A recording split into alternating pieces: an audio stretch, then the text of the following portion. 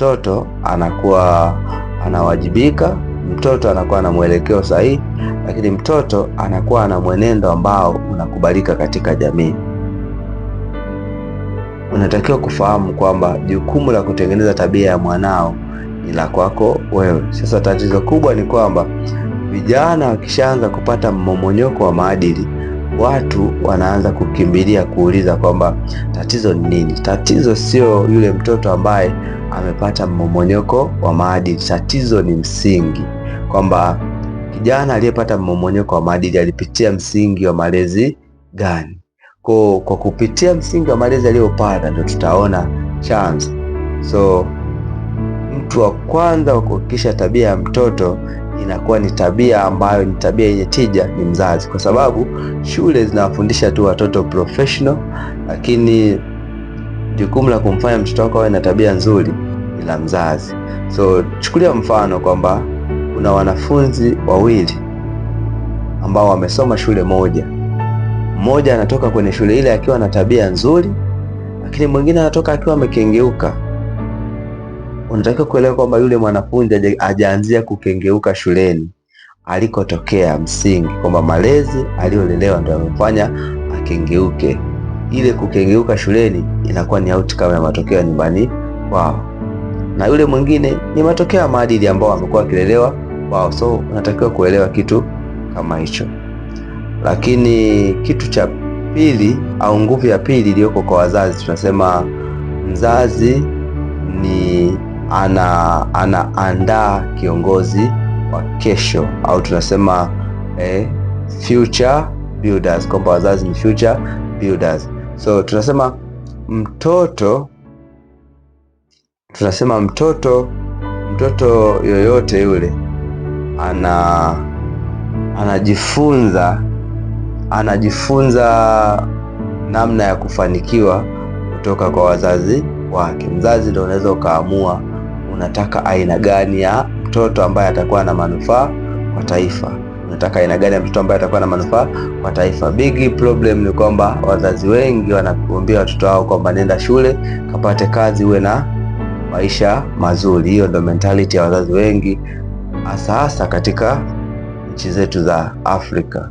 So na nchi za Marekani ipo, lakini sisi huko inaonekana hilo janga lipo kwa ukubwa sana. So kwamba mzazi anaamini kwamba mtoto akienda shule sasa usifocus kwamba mtoto apate kazi nzuri.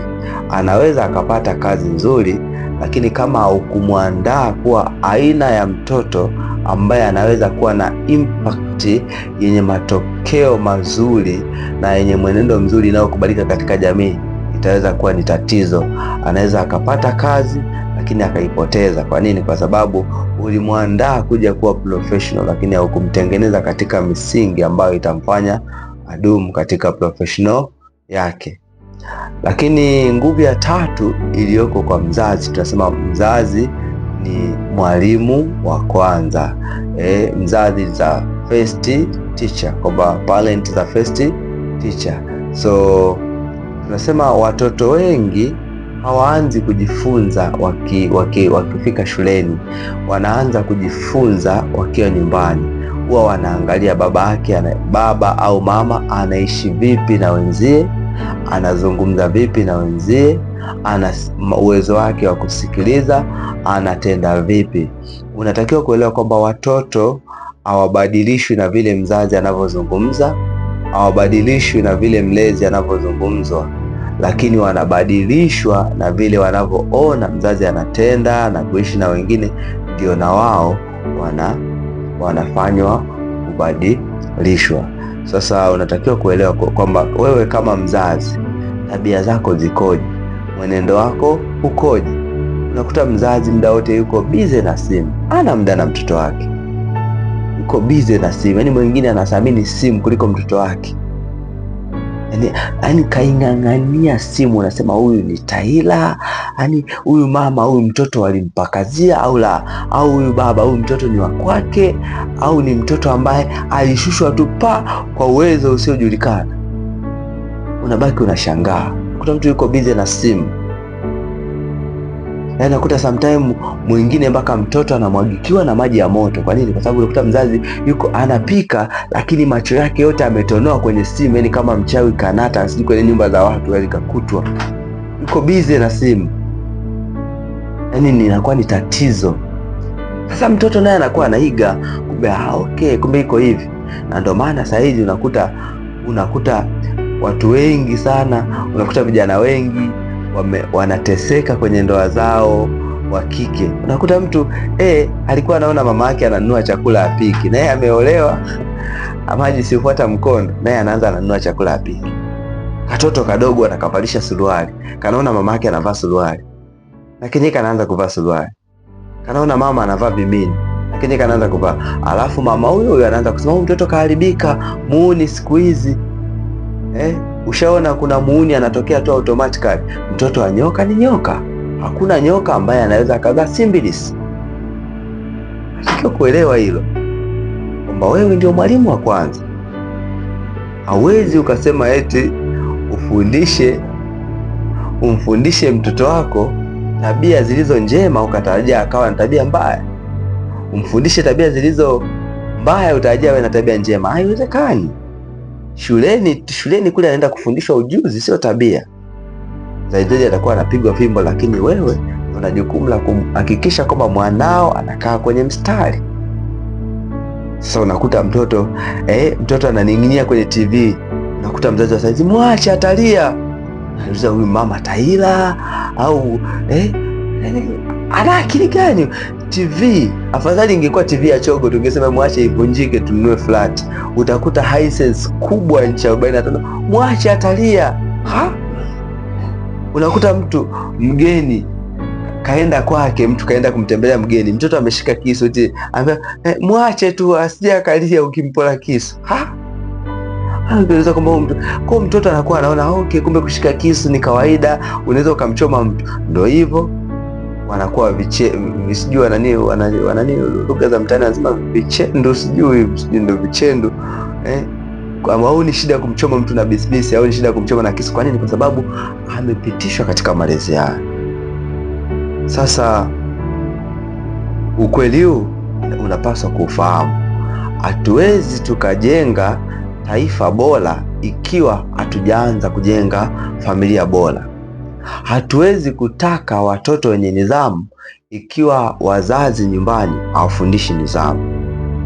Hatuwezi tukataka watu waadilifu ikiwa wazazi nyumbani hawafundishi watoto uadilifu. Na hatuwezi kutaka watoto au vijana waaminifu ikiwa tu nyumbani kwao hawajawahi kushuhudia uaminifu kwa wazazi wao. Ni kitu kigumu sana. Jamii yoyote yenye mstakabali ambao ni bora inaanza kujengwa si kwenye majengo makubwa, si kwenye majumba makubwa, si kwenye vyuo vikubwa, lakini inaanzia kujengwa pale ambapo familia imekaa mezani kwa pamoja. So unaweza ukajiuliza swali, wewe ni aina gani ya mzazi? Ni mzazi ambaye unaamini kwamba nikitoa tu matumizi inanifanya mimi niitwe mzazi, au ni mzazi ambaye unaamini nikishampa mimba, ukishamleta mtoto duniani inatosha? So unaweza ukajiuliza kwamba ukikuta unalalamika kuna vijana wa ovyo, ukijikuta unalalamika kwamba watoto wako wana tabia mbaya, ni lazima ukae chini kwanza ujiulize tabia zako zikoje. Kama tabia zako ni nzuri, je, watoto hao hizo tabia mbaya wamezipata wapi? Na ukigundua hizo tabia mbaya hawajazipata kwako, kaa tena jiulize, je, huwa una muda wa kuzungumza na watoto wako? Kuna mama mmoja nilimfurahia sana. Mama yule anasema hata akirudi nyumbani kwake saa 6 usiku anaamsha familia nzima, anawauliza umejisikiaje? Unaendeleaje? Siku iliendaje? Kwa hivyo anajua hisia za watoto wake, kwa sababu unaweza ukakuta mtoto katika kucheza kachemka, kaumwa. Kuna watoto wanafia usingizini. Kwa nini? Kwa sababu careless ya wazazi. Mzazi careless, yani biggest problem, mzazi niseme mzazi wa mchongo, yani ajali. yaani anachojali yeye ni kazi, pesa. Anahisi kwamba maisha ni kazi na pesa, kumbe kuna mahusiano na familia. So tunatakiwa kuelewa kwamba taifa bora linaanza kujengwa na familia bora.